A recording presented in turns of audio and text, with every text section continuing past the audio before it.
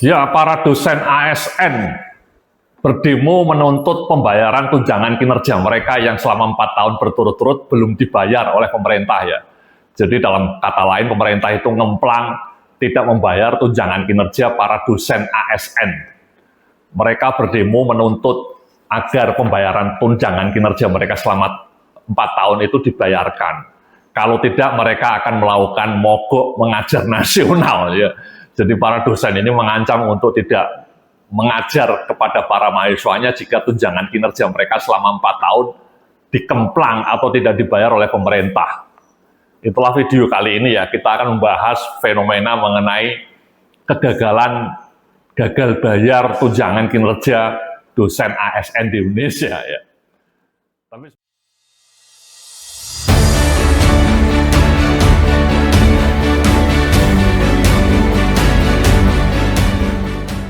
sebelum itu saya mau ngasih preview bahwa gaji dosen ASN di Indonesia itu memang relatif kecil teman-teman ya.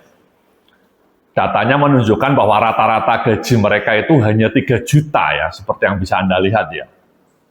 Dan kemudian tunjangan fungsional mereka itu rata-rata hanya 500.000. Ini rata-rata ya teman-teman ya, ada yang lebih tinggi, ada yang lebih rendah lagi ya.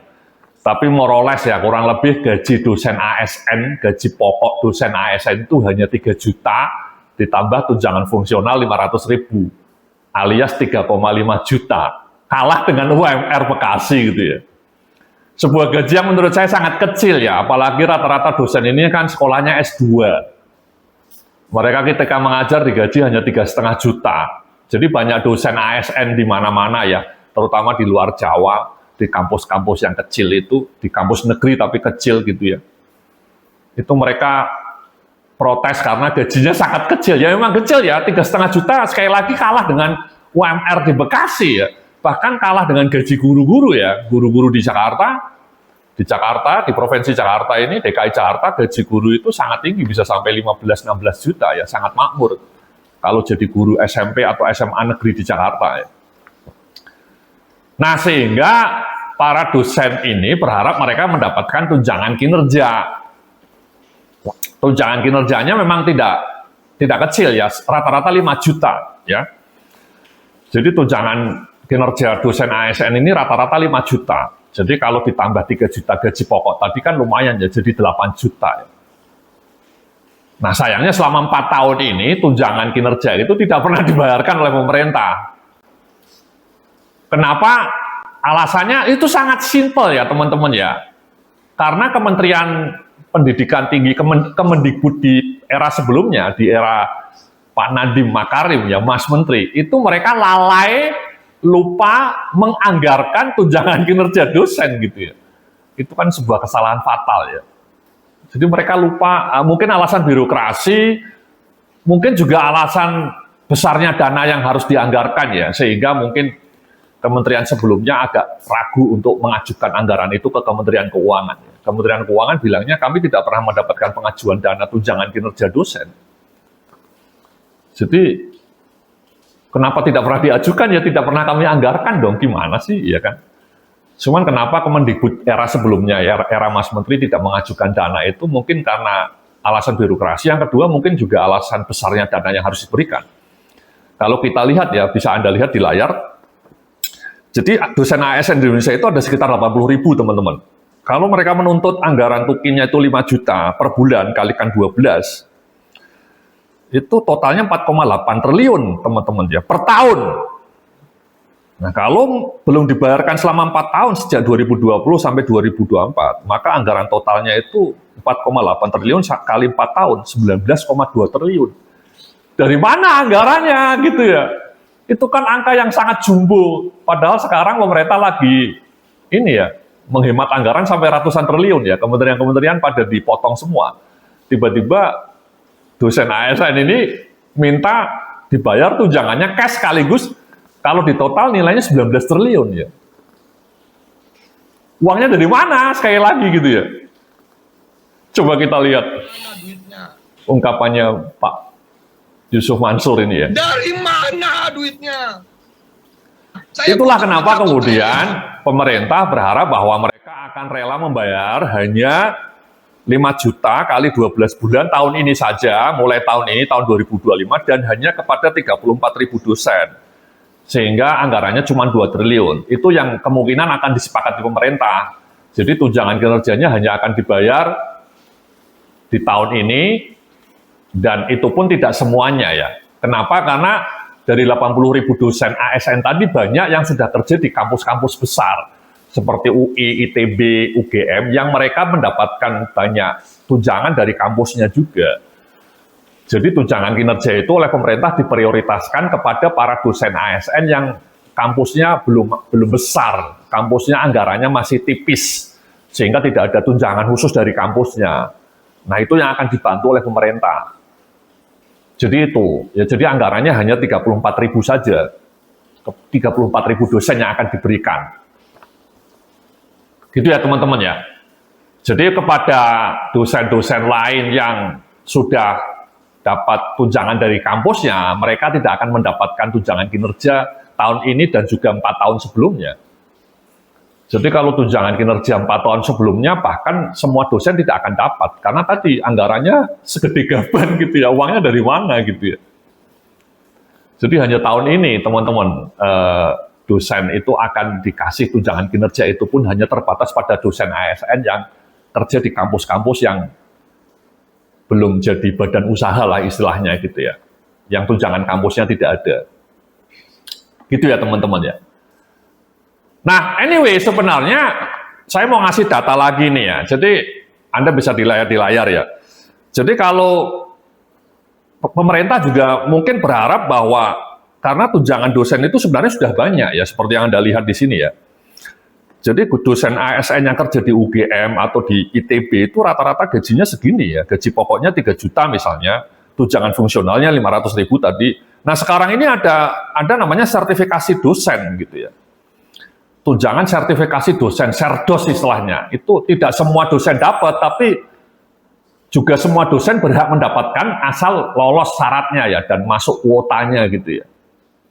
Itu nilainya rata-rata juga 5 juta, ditambah tunjangan kinerja tadi 5 juta, dan kemudian gaji dari kampusnya ya. Jadi kayak kampus seperti UGM, UI, ITB yang lumayan mapan itu juga ngasih gaji sendiri ya, gaji dari kampusnya di luar gaji ASN ya. Mungkin antara 3 sampai 5 juta gitu ya.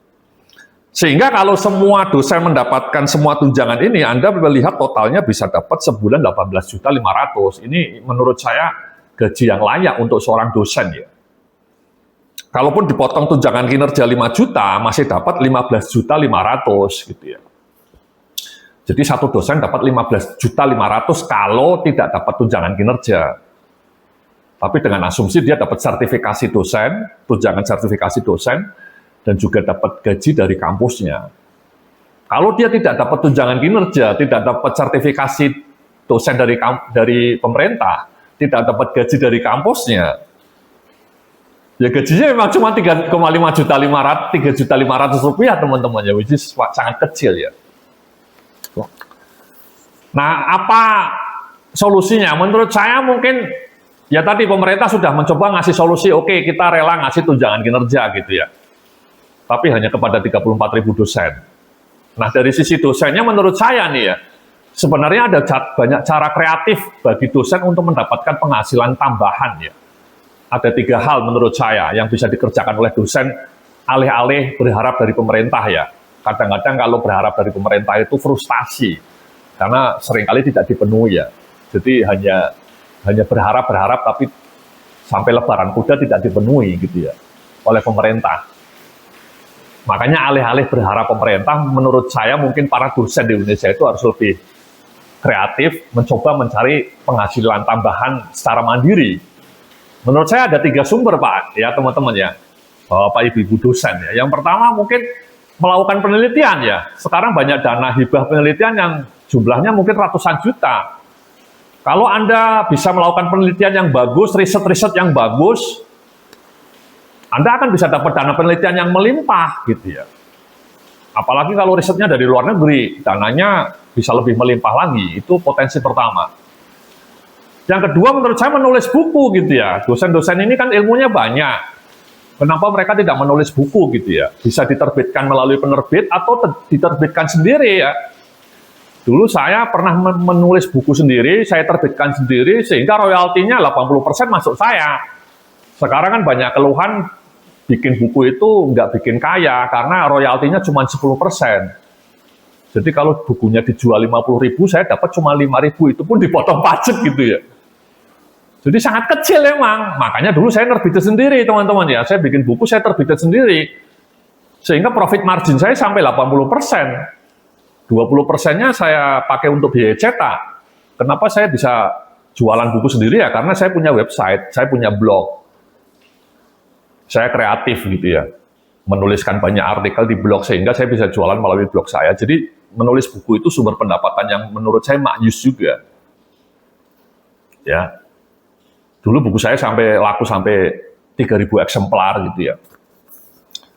Nah, yang terakhir ya melakukan monetisasi melalui cara-cara digital gitu ya. Sekarang era digital, kalau bisa Bapak Ibu dosen itu kreatif juga, misalnya punya channel YouTube seperti saya ini gitu ya. Saya lihat dari 80.000 dosen ASN di Indonesia yang punya channel YouTube mungkin tidak sampai 100 orang. Dan yang aktif di YouTube mungkin cuma 30 orang gitu ya. Bayangkan dari 80.000 dosen di Indonesia. Yang punya channel YouTube mungkin hanya 100. Itu kan potensinya masih sangat banyak. Artinya, kenapa Anda tidak bikin YouTube seperti saya ini gitu ya, kemudian nanti lama-lama dapat banyak follower, kemudian Anda bisa jualan melalui YouTube ini, jualan webinar, jualan berbayar, kemudian Anda bisa jualan e-book gitu ya. Jadi dosen-dosen ini kan katanya punya ilmu gitu ya teman-teman ya.